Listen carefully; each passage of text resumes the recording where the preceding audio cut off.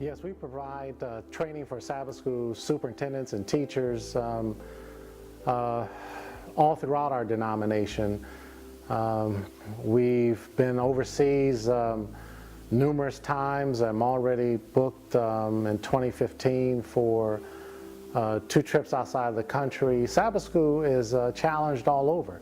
It's not just a United States issue, but Sabbath school is challenged in many parts of our world, and we're happy to provide all the training that we can.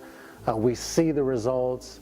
It's an amazing feeling to see the light bulbs go off in the minds of the people that we have in our training sessions, to see them to be able to grasp these principles and know that there is a way forward to help turn around the decline of Sabbath school, giving them hope, because there's now insight, there's a clear path forward. So what we do in our workshops, they're very interactive. If you get a chance, you really should attend one, where we go through various exercises to not only look at what we are doing, but what we can do. Right? It's one thing to point out the problem, but it's another thing to point out the solution. And we are about solutions when we have our Hit the Mark Sabbath school workshops. We don't like to leave any stones unturned. We try to cover all that we can in the limited amount of time that we have. Some of our workshops, especially for conference initiatives, we'll start on Friday evening and go all day Sabbath, and then finish Sunday morning. And we need every minute of that time to go through the various segments on how to improve Sabbath school. But for many churches, we'll just come in, I'll teach Sabbath school that morning, facilitate the class as a whole so I can model some of the techniques that make Sabbath school an interactive, engaging experience. And if you've been to one of my classes, we have a lot of fun in them, but we cover some serious topics. And we do it in a way that's not threatening, but the truth is the truth anyhow. So I'll normally teach Sabbath school that morning, and then after church is over, we'll usually have about 3 hours that we'll spend with the staff.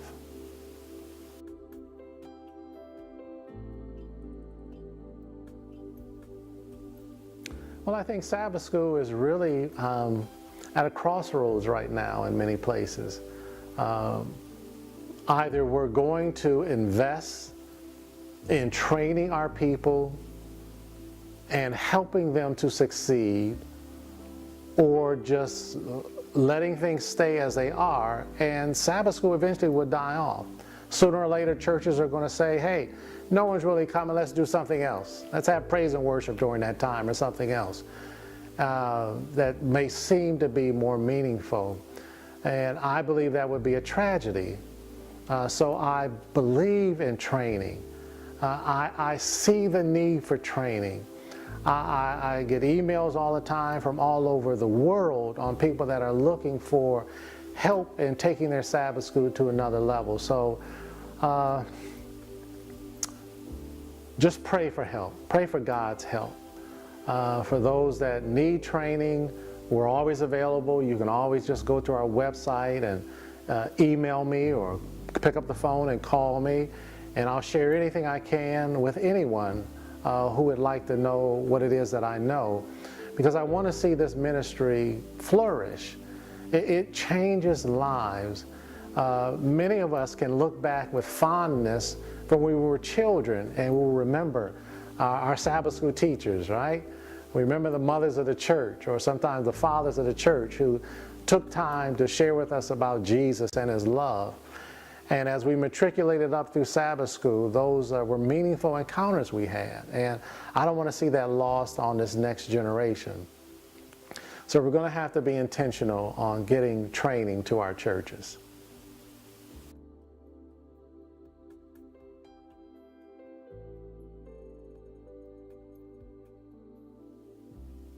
Well, we cover everything. We cover the actual program on what we're doing. I always say that Is it worth my time to come to your program? If you ask me to come out at 9:15 or 9:30, is it worth my time? When I get there, will you be ready for me? By that I mean, will the program start on time? Will it be organized? If you have music, will it be of the same quality and caliber that you'll have at 11 o'clock service? Or anything less than that, to me, is not generally acceptable, because I believe that Sabbath school is just as important as 11 o'clock service. That's my personal opinion. So I want the best. I want it done with the same intentionality, care, thoughtfulness that we do for our 11 o'clock service. But those are the kind of questions that we have to ask ourselves. If you're inviting people to your home and you say, hey, come, I'm going to have a great dinner for you today. Come to my house. And they get to your house and they come up the stairs and there's stuff strewn all around, and they get inside the house and it's not really comfortable, and you say we're going to have a great meal, but you're not even half ready for the meal, and then finally when the meal comes and it looks like you just threw it together, and generally if we have that experience, we won't be eager to go back. Well, the same thing holds true for our Sabbath school, that if I invite you to come out to my church for Sabbath school, it should be worth your time, which means I'm going to start on time. I'm going to have it organized. I'm going to have quality music. And I'm going to have teaching that will engage you and interest you, so that when you leave there, you'll leave there with a mindset that you not only enjoyed it, but that you benefited from it, and that you want to come back.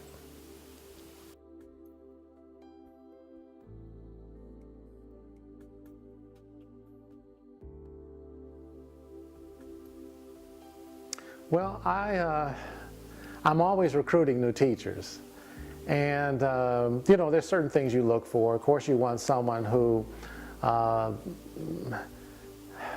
is not overly intimidated by standing in front of people. I understand that's an issue, but that's something that you can work through, of standing in front of people. So I look for that. I look for someone who is, you know, seemingly spiritual, but the more and more I am into training teachers, one of the main things I'm looking for is someone who is nice. I need nice teachers. I need nice people to lead our Sabbath school classes. Somehow, over the years, many of us have become bitter.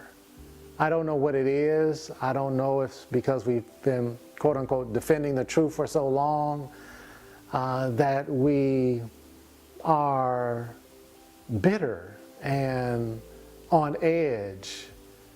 And what I want, what I need in a teacher is someone who is nice.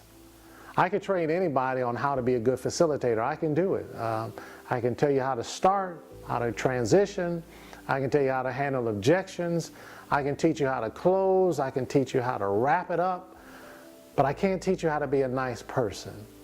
And I need nice people. We need nice people, not only in Sabbath school, but I think if you would talk to any pastor, that they would rather have a nice person in a role leading a ministry than just a knowledgeable person.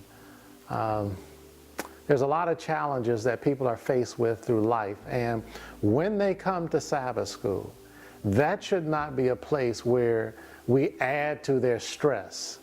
All right? So pray for more nice people to be sent into the field.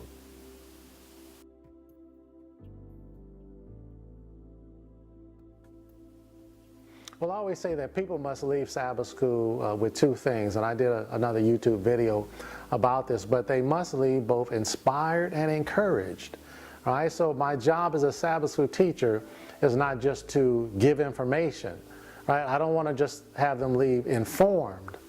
I want them to leave inspired to reach a little higher in their experience, and also encouraged to deal with the day-to-day issues that are weighing so many people down, that they would find a source of comfort and guidance from what they learned in Sabbath school as we open up God's Word. That's why it's so critical that we use our Bibles in Sabbath school, so that during the week that those who were in our classes can reference back to the things that they learned.